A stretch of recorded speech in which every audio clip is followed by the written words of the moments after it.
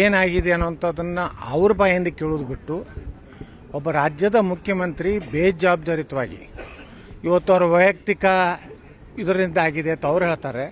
ಗೃಹ ಮಂತ್ರಿ ಹೇಳ್ತಾರೆ ಇದು ಅವ್ರವ್ರ ಪ್ರೀತಿಸಿದ್ರು ಅವ್ರವ್ರ ಜಗಳ ಇದೆ, ಅದು ಆಕಸ್ಮಿಕ ಘಟನೆ ಅಂತ.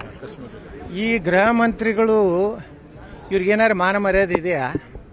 ಒಬ್ಬ ಹೋಮ್ ಮಿನಿಸ್ಟರ್ ಆಗಿ ಇಡೀ ಪೊಲೀಸ್ ಇಲಾಖೆ ತಮ್ಮ ಕೈಯಾಗಿದ್ದಾಗ ಮಾಹಿತಿ ತಗೋಲಾರ್ದೇ ಯಾವಾಗಲೂ ಪಾಕಿಸ್ತಾನ ಪರ ಘೋಷಣೆ ಕೊಟ್ಟಾಗೂ ಹೇಳಿದ್ರು ಅವ್ರು ಹಂಗೆ ಅಂದೆಲ್ಲ. ಹಾಗಾದ್ರೆ ಈಗ ಹೋಮ್ ಮಿನಿಸ್ಟರ್ ಆಗಿ ಯಾಕೆ ಮುಂದುವರಿಲಾಕತ್ತೀರಿ? ನಿಮ್ಮ ಪಕ್ಷದ ಕಾರ್ಪೊರೇಟರ್ ಮಗಳಿಗೆ ನೀವು ಸುರಕ್ಷತೆ ಕೊಡೋಕ್ಕಾಗೋದಿಲ್ಲ. ಹಿಂದೂ ಹೆಣ್ಮಕ್ಳು ಇವತ್ತು ಹೊರಗೆ ನಾವು ಅಡ್ಡಾಡಲಿಕ್ಕೇ ಪರಿಸ್ಥಿತಿ ಇಲ್ಲ.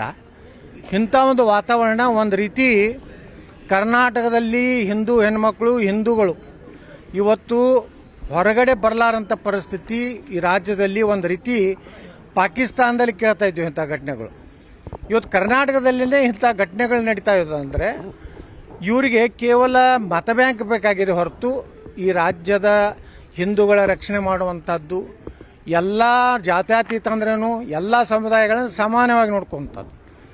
ಅದನ್ನು ಬಿಟ್ಟು ಇವರು ಒಂದು ಕೋಮಿನ ಪರವಾಗಿ ಮತ್ತು ಪಾಪ ಹೆಣ್ಮಗಳ ಬಗ್ಗೆ ವ್ಯವಸ್ಥಿತವಾಗಿ ಸಾಮಾಜಿಕ ಜಾಲತಾಣಗಳಲ್ಲಿ ತಪ್ಪು ಅರ್ಥ ಬರುವಂಥ ರೀತಿಯಲ್ಲಿ ಆ ಹೆಣ್ಮಗಳು ಒಂದು ವೇಳೆ ಲವ್ ಜಿಹಾದ್ ಅಥವಾ ಪ್ರೀತಿನೇ ಮಾಡಿದರೆ ಆ ಹೆಣ್ಮಗಳು ಯಾಕೆ ಓಡಿ ಹೋಗ್ತಿದ್ರು? ಆ ಹೆಣ್ಮಗಳು ಯಾಕೆ ಈ ಬಲಿ ಆಗ್ತಿದ್ರು?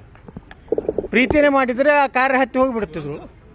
ಇವ್ರಿಗೇನು ಮಾನ ಮರ್ಯಾದೆ ಇದೆಯಾ? ಈ ರೀತಿ ಇವರು ಕಾಂಗ್ರೆಸ್ನವರು ಹೇಳ್ತಾ ಇದ್ದಾರೆ ನೋಡ್ರಿ. ಈ ರೀತಿ ಆದರೆ ಇದು ರಕ್ಷಣೆ ಮಾಡ್ಯಾರವರು ಕರ್ನಾಟಕದಲ್ಲಿ. ಇವತ್ತು ನೋಡ್ರಿ, ಯಾರೋ ಅವರು ನರೇಂದ್ರ ಮೋದಿ ಹಾಡ ಬರೆದಿದ್ದಕ್ಕೆ ಅವನ ಮೇಲೆ ಅತ್ಯಾಚಾರ ನಿರಂತರವಾಗಿ ನಡೆದ್ಬಿಟ್ಟಿದೆ. ನಾ ರಾಜ್ಯದ ಮುಖ್ಯಮಂತ್ರಿಗಳಿಗೆ ಹೇಳ್ತೀನಿ, ನಿಮಗೆ ಮಾನ ಮರ್ಯಾದೆ ಏನಾರು ಇದ್ದರೆ ಏನು ಪೂರ್ಣ ಪ್ರಮಾಣದ ಎನ್ಕ್ವೈರಿ ಮಾಡಬೇಕು. ನಿಮ್ಗೆ ತಾಕತ್ತಿದ್ದರೆ ಎನ್ಕೌಂಟರ್ ಮಾಡಿರಿ ಅಂಥವ್ರನ್ನ. ಮಾಡದೇ ಇದ್ದರೆ ನೀವು ಮುಖ್ಯಮಂತ್ರಿಯಾಗಿ ಈ ರಾಜ್ಯದಲ್ಲಿ ಇರಲಿಕ್ಕೆ ನೀವು ಅರ್ಹತೆ ಇಲ್ಲ ಅನ್ನುವಂಥದ್ದು ಮಾತು ಹೇಳ್ತೀನಿ. ನಾವು ಹೇಳಿದ್ದೀವಿ, ನಾವು ಮಹೇಶ್ ತೆಂಗಿನಕಾಯಿ ಅವ್ರ ಮಾನ್ಯ ಶಾಸಕರು, ಅವ್ರ ಜೊತೆಗೆ ಕಾನೂನು ಹೋರಾಟದಲ್ಲಿ ನಾವು ಎಲ್ಲ ರೀತಿ ಅವ್ರ ಸಹಕಾರ ಕೊಡ್ತೀವಿ. ಈ ರೀತಿ ಘಟನೆ ಆದರೆ ಇನ್ನೇನು ಹಿಂದೂಗಳು ತಮ್ಮ ರಕ್ಷಣೆಗಾಗಿ ಅವರು ಏನು ಹೊರಗೆ ಬರಬೇಕಾ?